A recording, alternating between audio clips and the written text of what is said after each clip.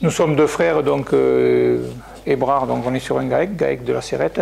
Donc c'est sur juste en limite de la région Nouvelle-Aquitaine et Occitanie, donc sur des coteaux du Bas-Quercy, donc avec une topographie assez accidentée, donc et du parcellaire, petit parcellaire, voilà.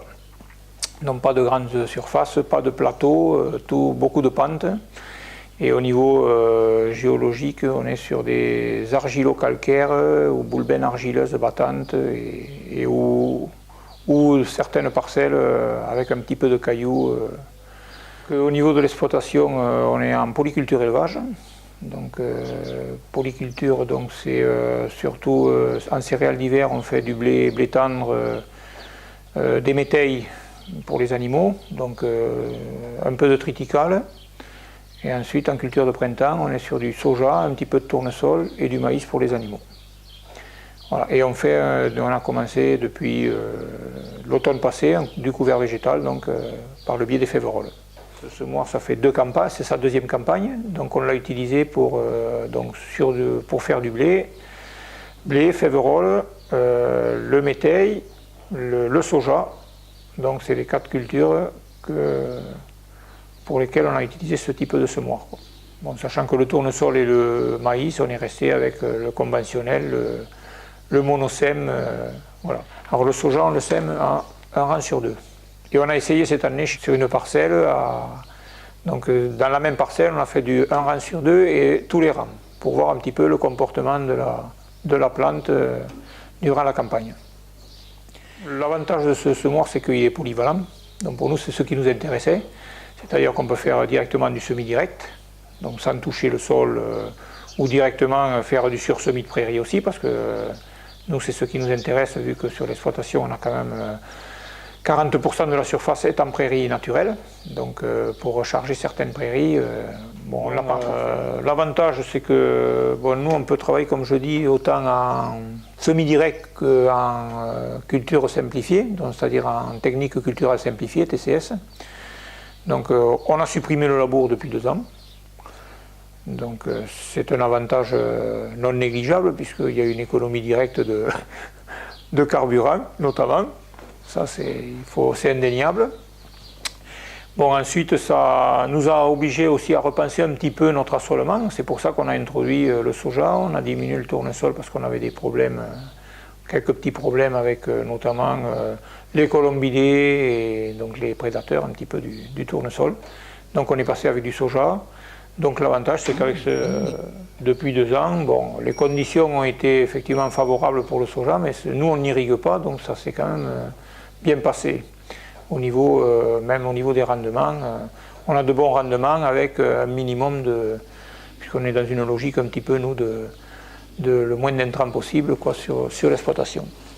Voilà. Donc après, réglage relativement simple au niveau de l'appareil. Bon, on a un boîtier Ultron, c'est très commode, hein. On fait une pesée, on intègre le poids dans le boîtier, puis on règle après à la quantité voulue et c'est relativement précis, quoi. Après, on a tendance, si j'ai un conseil à donner, c'est que tous les réglages qu'on doit faire quand on le fait, parce que chaque exploitation a ses particularités, il faut noter les choses et puis corriger au fur et à mesure, quoi. On est quand même dans une zone assez accidentée, avec beaucoup de dévers, donc des fortes pentes et des dévers. Et donc souvent on est en condition, on ne fait pas monter-descendre en pente franche, on monte ou on descend en dévers. Au niveau du caisson, la semence, on n'a pas de souci de report de semences d'un côté ou de l'autre en fonction du dévers et lors du semis, quoi. Bon, l'avantage, c'est qu'on a des hublots qui sont relativement bas, donc on voit bien le niveau de semence. Ça veut dire qu'à tout moment on peut intervenir si d'un côté, si la semence est un peu moins importante d'un côté que de l'autre.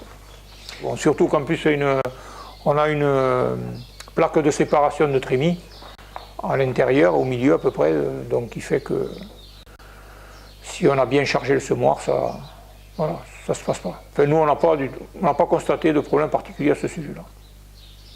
Les débits de chantier sont assez intéressants, et puis bon, il n'y a pas besoin, nous on est en coteau, on n'a pas besoin de beaucoup de puissance quand même pour...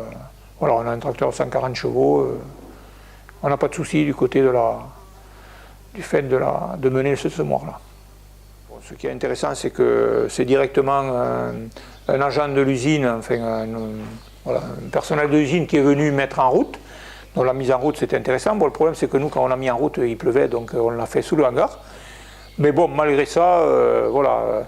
Après, je crois qu'on a rappelé une ou deux fois où la personne qui est restée très disponible, donc pour nous renseigner, même par téléphone, quoi. Voilà. Donc on n'a pas à se plaindre. Et puis bon, depuis, comme on n'a pas eu de problème, bon, l'appareil est quand même neuf. Donc comme on n'a pas de problème, donc on n'a pas eu à appeler un service. Bon, bien que on est passé par un réseau de distributeurs, hein, donc ils restent quand même en contact avec nous pour savoir si tout marche bien. Voilà. Mais c'est vrai que bon, au niveau mise en service, c'est ça qui est intéressant, c'est qu'on a quand même affaire à des personnes qui connaissent bien, puisqu'ils sont en plein dans le concept de l'appareil. Et il reste disponible, on a la carte, on peut téléphoner à tout moment, on a une réponse, si c'est possible bien sûr, on a une réponse aux questions qu'on se pose.